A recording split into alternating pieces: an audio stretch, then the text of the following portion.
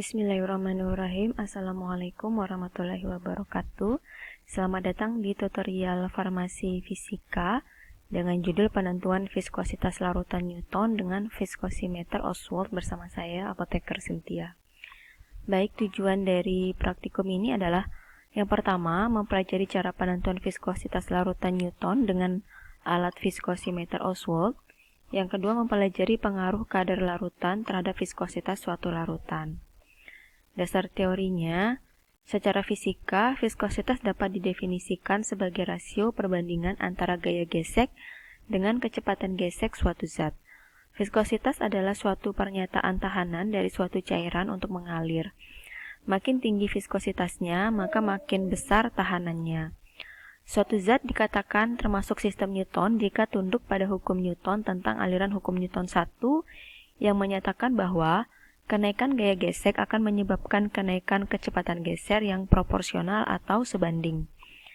Zat cair akan mengalir jika kepadanya dikenakan suatu pengadukan atau tekanan atau stres yang dalam satuan CGS dapat dinyatakan dengan din per centimeter kuadrat. Gaya yang diberikan harus diatur sedemikian rupa menjadi signifikan sehingga aliran yang terjadi bersifat laminar bukan turbulen. Aliran laminar melalui pipa kapiler dapat digambarkan sebagai berikut ini.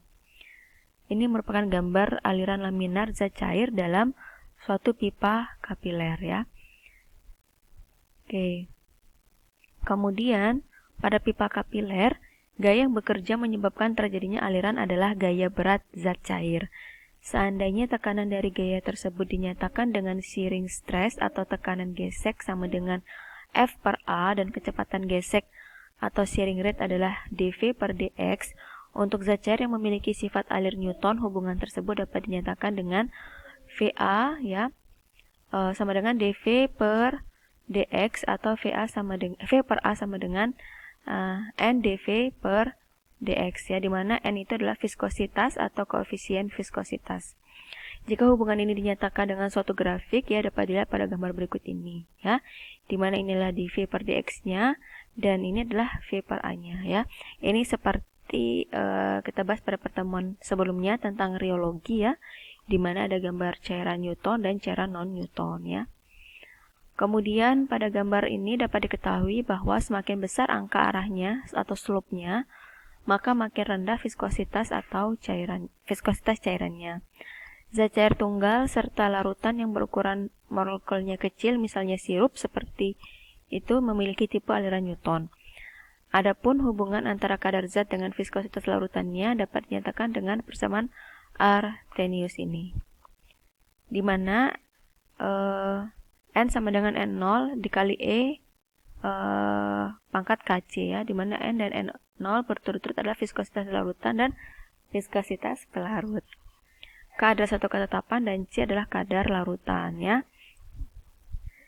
Jika persamaan tersebut digambarkan dalam suatu grafik dapat dilihat pada gambar hubungan antara ini ya, yang log N dengan kadar larutannya seperti berikut ini ya.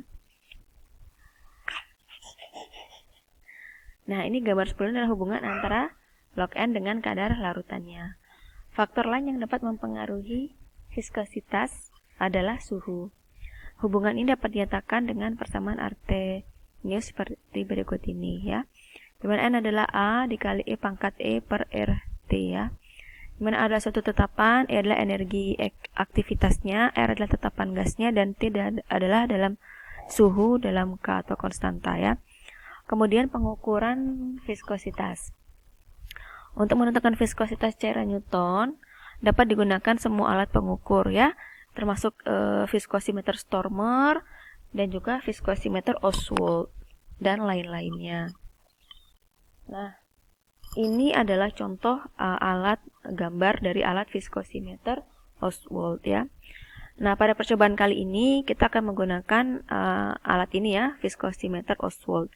Dasar yang digunakan untuk penentuan viskositas ini adalah hukum Poiseuille tentang zat cair yang mengalir melalui pipa kapiler dengan persamaan berikut ini.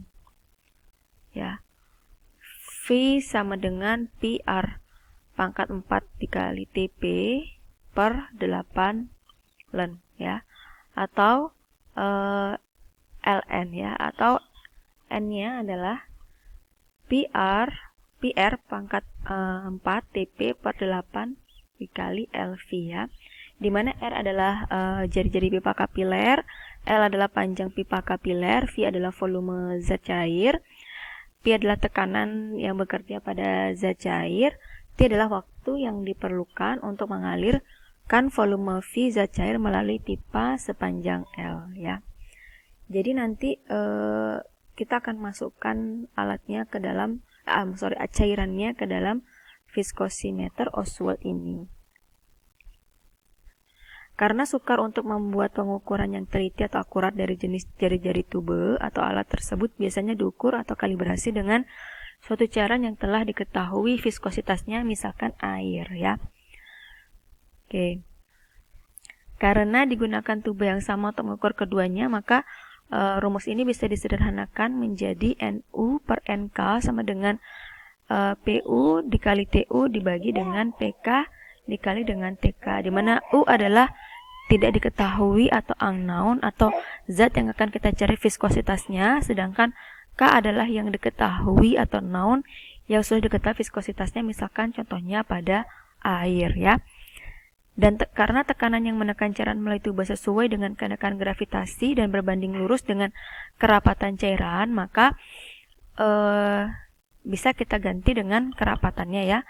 NU per NK sama dengan DU dikali TU per DK dikali TK ya.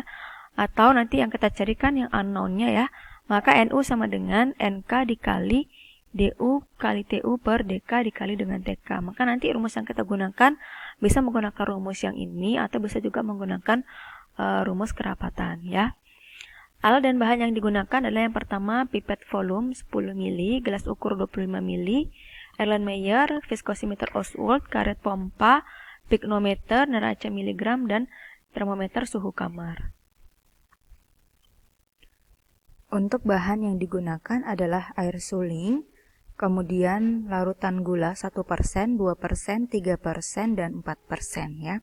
Dimana kita tahu bahwa larutan gula atau sirup itu merupakan termasuk dalam cairan Newton. Nanti di sini kita akan membuktikan apakah benar ya termasuk cairan Newton. Dengan kenaikan konsentrasi ini viskositasnya apakah akan naik ya. Cara kerjanya adalah yang pertama menentukan dulu kerapatan cairan ya, bisa dilihat caranya pada percobaan pertama. Kemudian pignometer diisi berturut-turut dengan aquades ya. Kemudian diisi dengan larutan gula 1%, 2%, 3%, dan 4%. Kemudian yang kedua, kita menentukan viskositasnya ya. Viskosimeter Oswald nanti diisi dengan aquades sebanyak 10 ml, kemudian dipompa sampai batas tanda garis paling atas. Kemudian diukur dengan stopwatch, yaitu waktu yang diperlukan untuk mengalir zat cair dari garis atas ke garis bawah viskosimeter Oswald. Kemudian ulangi berturut-turut sebanyak 3 kali percobaan, hitung viskositas masing-masing zat cair tersebut ya. Kalau dari alat ini ya, dari alat viskosimeter Oswald-nya ya, jadi nanti kita masukkan cairannya dari lubang yang ini ya. Kemudian nanti dia biasanya akan terkumpul di sini ya. Kemudian nanti dengan pompa karet kita hisap cairannya ya sampai dengan kalau bisa melewati, ini kan nanti ada 2 garis ya, garis atas dan garis bawah.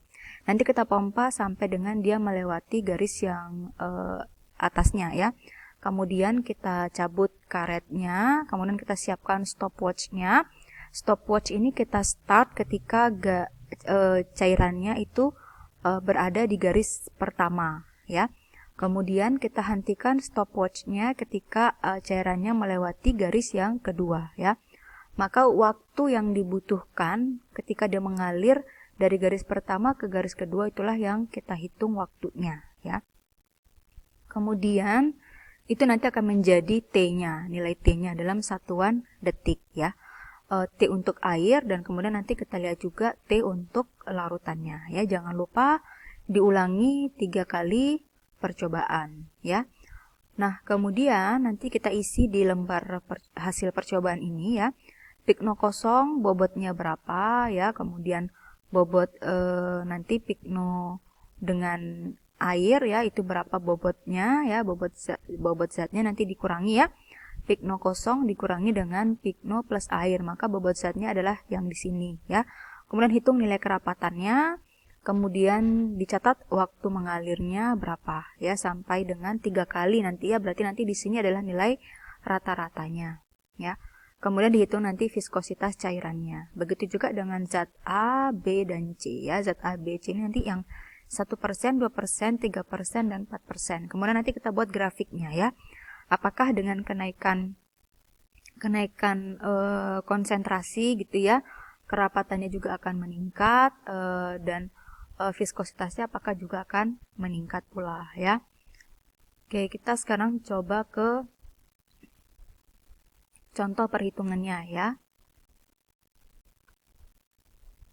Nah, ini kita akan membuat larutan ya. Buatlah larutan gula 1% dan 2% sebanyak nanti kita bikin 50 ml ya. Maka berapakah gula yang akan ditimbang ya? Ingat, 1% itu artinya adalah 1 gram dalam 100 ml ya. Maka jika diminta 50 ml, maka bobot yang ditimbang gulanya adalah berapa gram ya. Kemudian 2% itu artinya 2 gram dalam 100 ml. Maka jika diminta 50 ml, maka bobot yang ditimbang adalah berapa gram ya, tinggal dibagi 2 saja ya. Silakan dihitung. Kemudian kita akan menentukan kerapatannya ya, atau bisa juga kita lanjutkan dengan BJ-nya ya. Misal untuk air dengan piknometer dengan volume 10 ml yang kita gunakan ya, timbang pikno kosongnya misalkan 25 gram.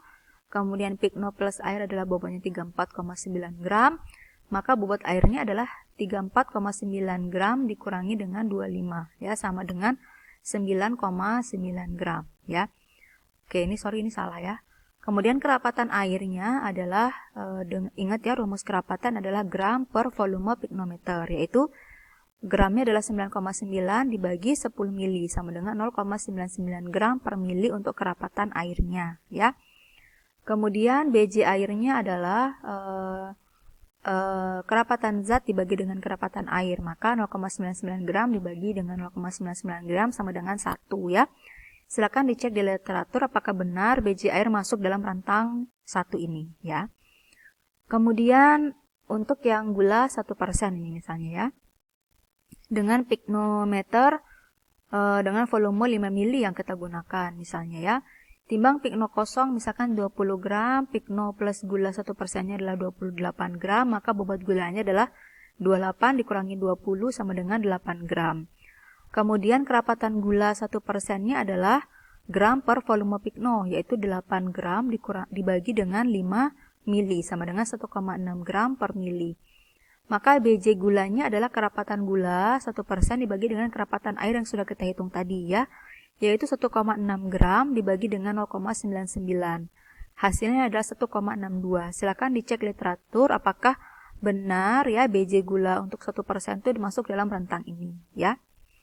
Kita sudah mendapatkan nilai kerapatan zat maupun nilai kerapatan air ya. Maka selanjutnya adalah kita lakukan perhitungan waktu tempuh dengan menggunakan viskosimeter Oswald ya.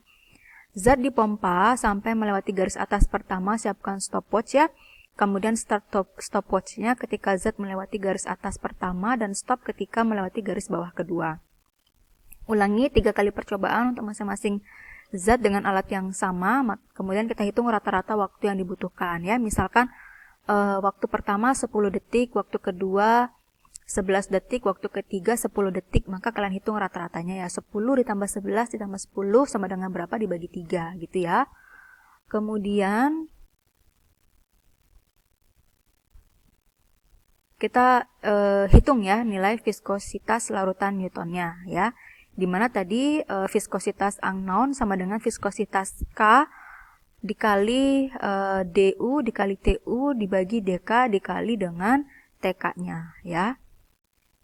Maka kita masukkan ke dalam rumusnya ya. Dimana tadi adalah maka viskositas jika diketahui viskositas air itu adalah 0,899 Cp ya, maka viskositas U-nya adalah tinggal kita kalikan ya, 1,6 dikali 90 misalkan ya, 90 detik misalkan dikali 0,899 Cp dibagi dengan 0,99 dikali 40 sama dengan 3,27 Cp.